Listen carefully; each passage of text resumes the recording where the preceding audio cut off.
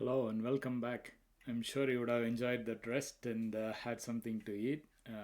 One stack space we had to define is the scheduling of this task. Well, I'll finish this and then I'll show you what to write inside the init. Hash define, Then you need to schedule those tasks. Schedule, which is schedule. Okay.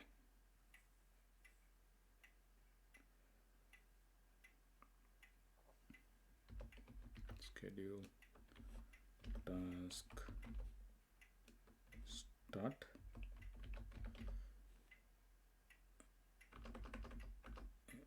start which is nothing but the end of this.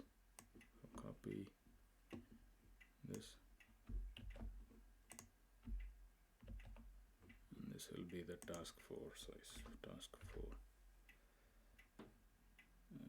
task SRAM end, just SRAM start schedule return. Yeah, I'll save and do another compile.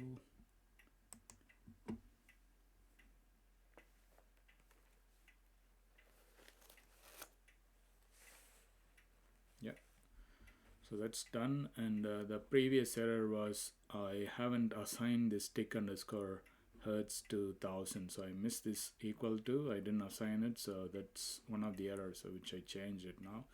Now we're going to write what's inside the init sysdig timer. First, to start with, you need to copy the program from sysdig timer, the current status register and the reload value register, those two. We need that from here, from there, and we'll copy and paste it here. So go to sysdig and go to main, this main. It's opening. So you need these two values, the PTCSR and RVR. So just copy that sysdig, these two lines. Copy, come to our main program and include that in here, inside the sysdig timer. Okay, so the next step will be to do the scheduling. The count value u int 32 underscore t, then what will be the count value assigning. So count underscore value, we are assigning the sysdig timer value.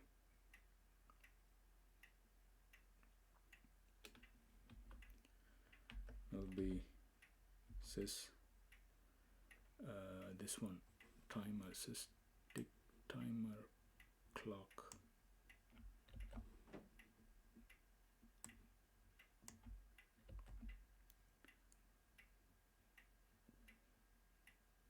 Clock with ring with the tick hertz, which is this tick hertz.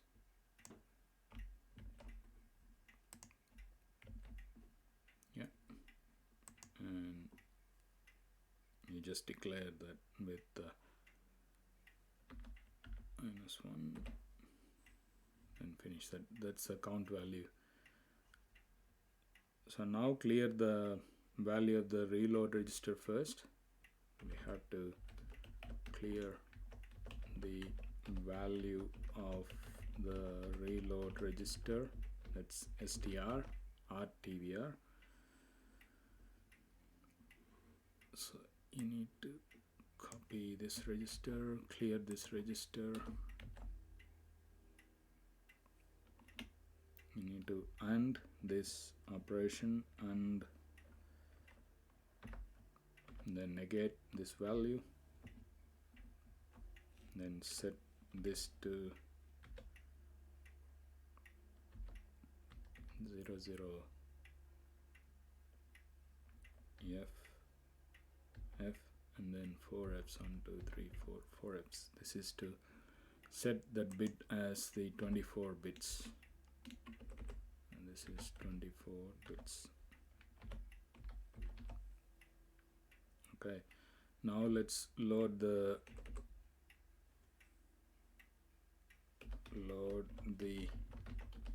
reload value, which will be the count value. So now you need to copy this and load the count value. So that's by just doing a simple R, you can load whatsoever in the count value, it will go in there. The count value will go to reload value register. Control C, Control V. Yeah, count value. Then enable the system exception. Enable the system exception by doing from the manual. If you learn there, to enable, it has to be the enable and the interrupt from that sysdig timer, the control and status register.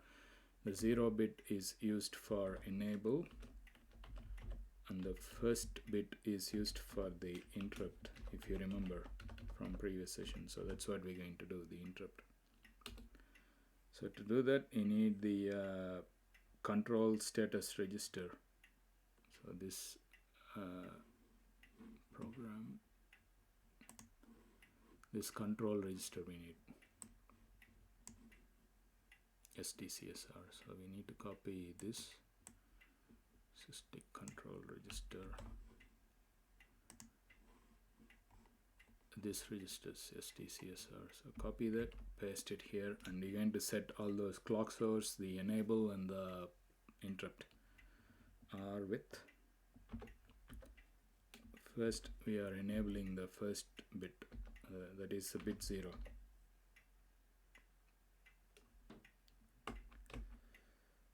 Enabling 1, this will do for enabling the interrupt exception. Then you need to enable the clock source and the enable bit itself. So copy, paste, and paste. So I need to enable the clock source, the second.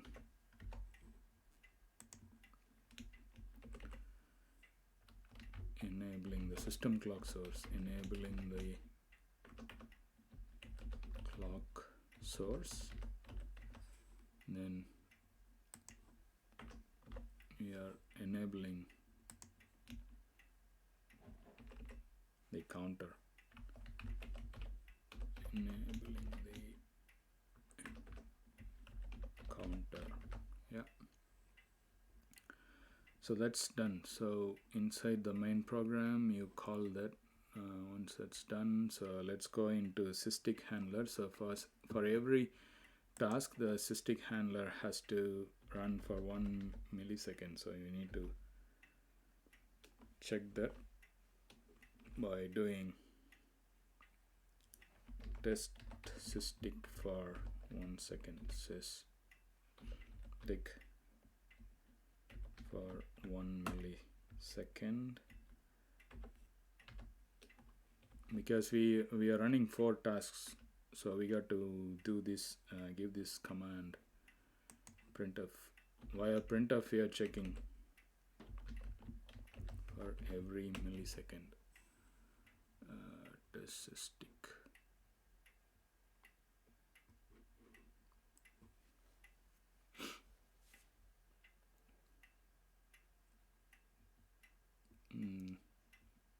Okay, we'll just right click and see to build, to see if there is any errors. So right click, build project.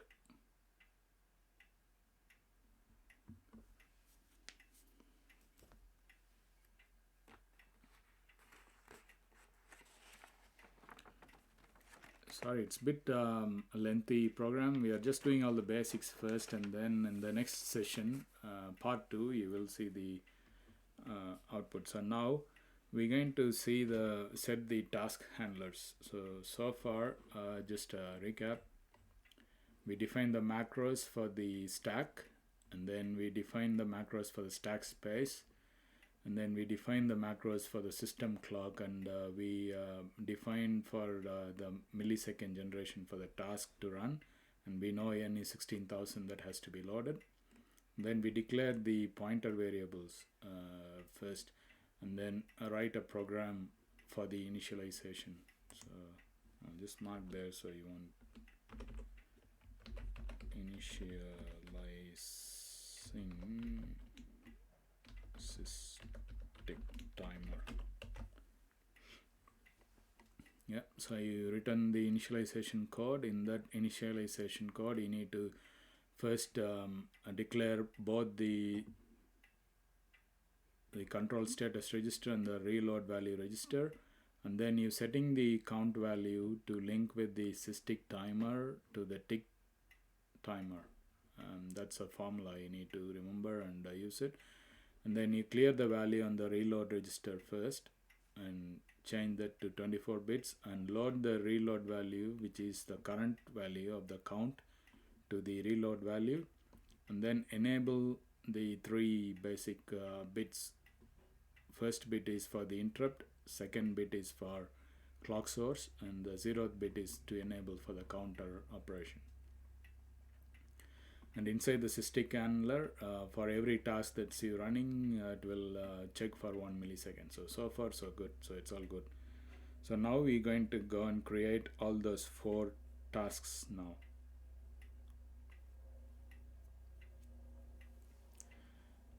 We can also check by going to the ITM console now by going here. If I run the program, run in the console. Sorry, we just build the thing. Okay, right click, debug. You need to go to debug.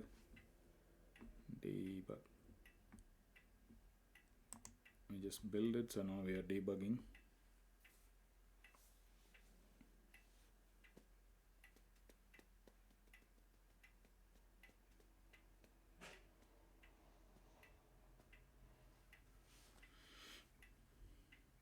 Okay, once it hits, then I'll do a run, and you will see in the console the sysdig.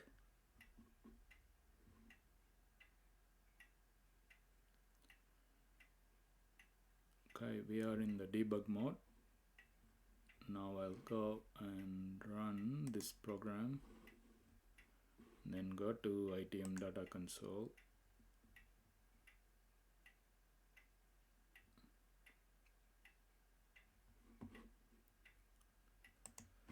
Terminate and relaunch.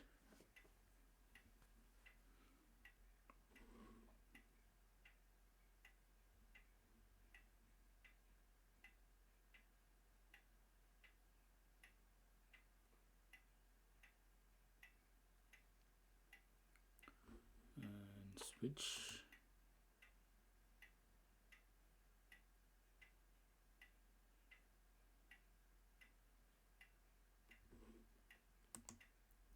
And you need to set the start trace by enabling the bit 0, then hit OK, and then start trace, go and run.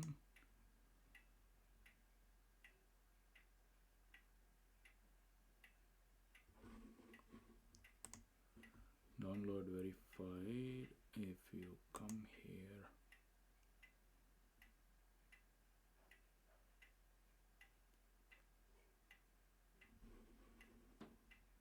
terminate and relaunch. Let's see. Basically, I need to show this test tick timer in the console. That's what I'm trying to show to you. If not, I'll show you later, but I'm just checking at this point before creating the tasks.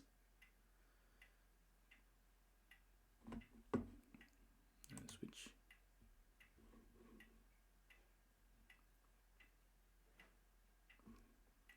ATM console,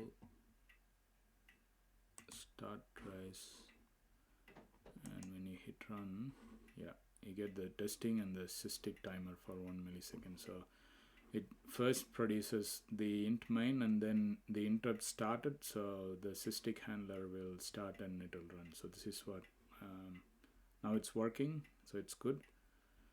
So I'll stop this and I will create the, now let's go and create the tasks for the 4 tasks. Start off with first program void task 1 underscore handler of void. So likewise you need to create 4 tasks, so it'll be a bit faster. 12e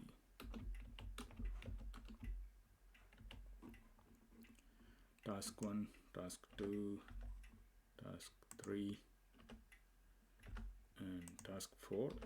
And then you have to write each and every setup. Now void task, write that program, 1 write and copy. Okay, printf in the first task, execution of task 1, printf executing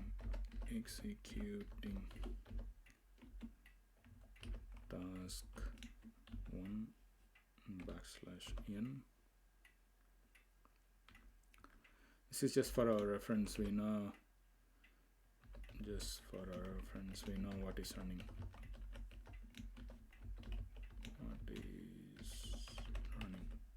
Okay, so and then create a while loop.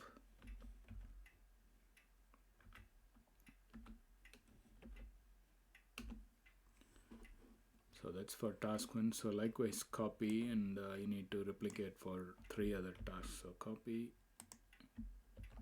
and do this for task 2, and you got to say executing task 2, and likewise you got to create the task 3, write the function, then say it's executing task 3, and then go and create task 4 handler and say it's executing task 4.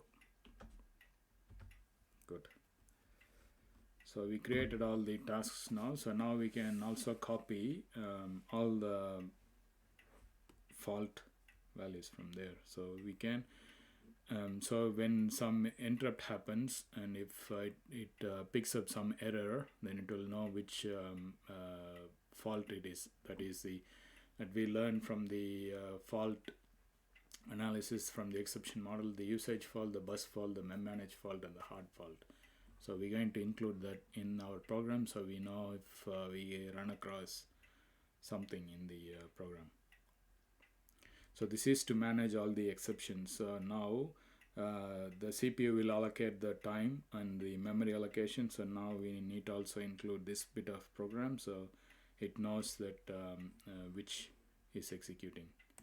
So I'll change this to be executing main first, executing main, and then I'm going to call the processor faults, enable processor faults, and then we're going to copy that.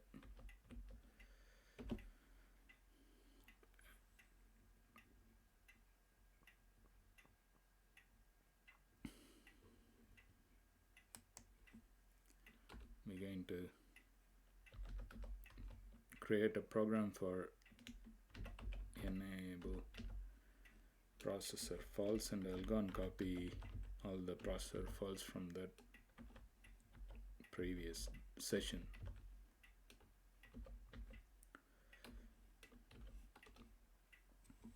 And declare this function on the top, Control C. I'll declare it here. Yeah.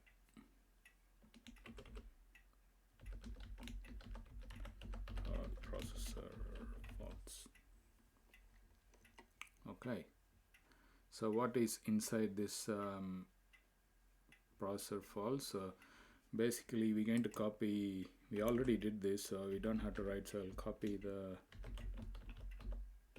fault handling session from fault handling. So I'll minimize this and I'll go to fault handling. It will be in the startup code.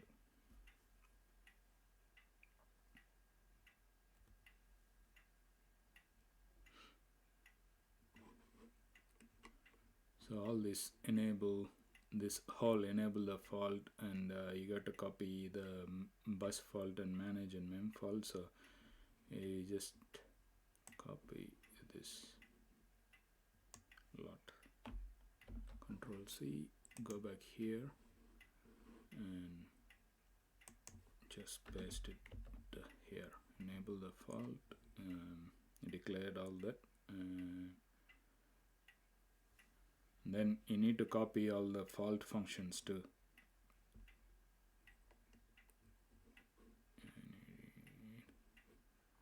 To copy from here all this, you got to copy all this for exceptions, everything. So copy that, bring it over here and just paste it. So we got all the faults of the handler and everything, so just go and save it. So in the next session I will go elaborately more, and I will show you how this is all falls out. That's when I will also introduce the there is one last bit, so we need to write the algorithm for execution of the tasks, which we will see in any code. So now I'll go and right click for, I'll minimize this so you won't get confused. Pull down, look for any errors, so build project.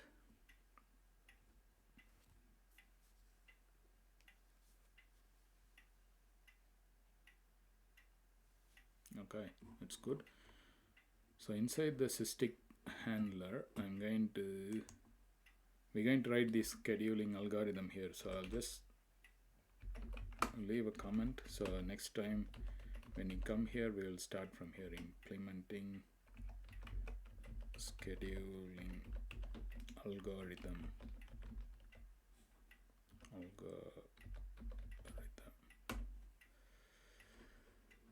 Okay, save.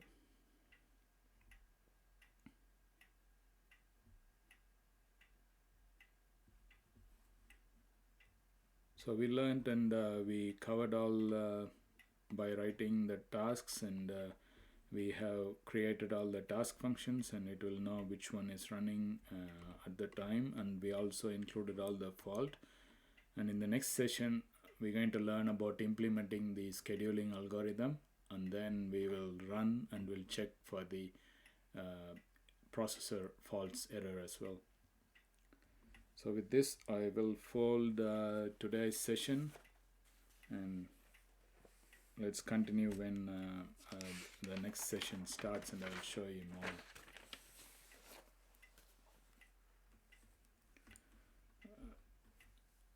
Okay, so I'll save this. We already saved.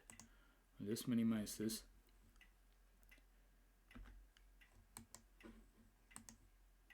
So what we learned today so far, we learned about what is a scheduler, what is a task, and then we learned about the private stack messages, about how it uses in the round robin fashion, and how the task is generated, and how the stack frames are first loaded, and how it is saved and how it is retrieved. And we learned in elaborate fashion about scheduling that, and also enabled all the tasks and the functions and all the fault codes in there. That's all we learned. In the next session you're going to learn about implementing the algorithm for scheduling. And these two are the mindset topic that I would like to talk to you about. As I said earlier, you have to also side by side, you need to develop your mind as well, so the skill and the mind go hand in hand. Today I need to introduce you practice law of attraction. What that means is practice positivity, practice all the steps that it takes you to be more positive. So always try to be with all the positive frames of things around you. That includes people, your friends, your colleagues, or whatever. So that will take you to the positive approach, and you will end up in a positive note, and also that will lead all your goals to success. So please be in that attraction circle and um, be sticking around with like-minded people, so your goals will also be interacted and be worked upon to go into that success mode. And also the second one is always please practice gratitude in any fashion, in any form, no matter who it is. Even if someone younger to you comes and give you some sort of help, please always spend some time to say thank you, because the more you are thanking, the more you get the benefit out of those help. So please make sure you thank people to make you to be in this condition, in this state. And today especially I want to thank my mentors, my Indian mentor, Mr. MK Jivarajan sir, and Shobana Devi ma'am, and Pantech from Pantech Solutions, Sanjay. All these three are my backbones for creating this session. For they helped me a lot, so I thank especially for them to giving me that input, so that I was able to deliver all these lessons. And also I take this opportunity to thank my Australian mentors, Morris B, Edgar B, Warren W, Alan J. They are like my four pillars. The way I am, I shaped up to out to be like this. They play a vital role. Even to this day, they help me in a lot of ways. So I thank you to all the mentors, and I also thank my parents, my aunt, and my brother. Without them, I won't be sitting in front of you and helping you to share my experience, so you can also be built into a better professional. So please keep that in mind, and also thank your gratitude. So practice that gratitude here. And also don't forget the involvement. Please write your top 10 goals and write top 10 ideas to achieve those goals, and spend at least 30 minutes to do your daily walking or exercise. And also spend at least 15 minutes to meditate to clear away the stress from your mind. So when you come back, you will be refreshed. And then spend 10 minutes to actually visualizing that you actually achieved that goal, and then spend another 10 minutes to write a daily plan for the rest of the day, or for tomorrow, or for the next week. And also for 2 hours of your learning and your taking notes will get you 2 points. So please post all of this in the groups, so we help each other out and we get motivated from others doings, and that will also lift us up to get into that level, so we learn from each other. There is a combo internship coming your way. I don't want to cram everything into one course, so I divided that into three different modules. So beginner you already learned, and we are on day 18. We are learning intermediate. There's also advanced to come to have the whole experience learning curve of Cortex M4. Please do purchase all the three, and I'm sure it's money well worth spent for you. And also please stay further along with us. These are all in the process. These courses will be yours, and you will be the first person to know once it's all ready. So please stick by with us, and you will be able to learn all of this to upgrade your skills. I take this time to thank each and every one of you as matter of gratitude practice as well. Thank you so much to all of you, and for your patience to go through with me to learn this elaborated task of implementing the task scheduler. And I'm sure you got a lot out of this from this session. And please go out there and practice yourself in your IDE, and the more you practice, the more you go back and see which registers and where it is used, the more understanding you'll get. Therefore it will help in the next session when we go to write that algorithm. So Please have a little break from this lovely screen, but then go back and revise to catch up, to follow up. I'll see you in the next session. This is Arul Anbukarasu. I'm signing off on behalf of A2DG. Huru for now. I'll catch you at the next session. Until then, take care. Bye for now. I'll catch you in the next session. Bye now.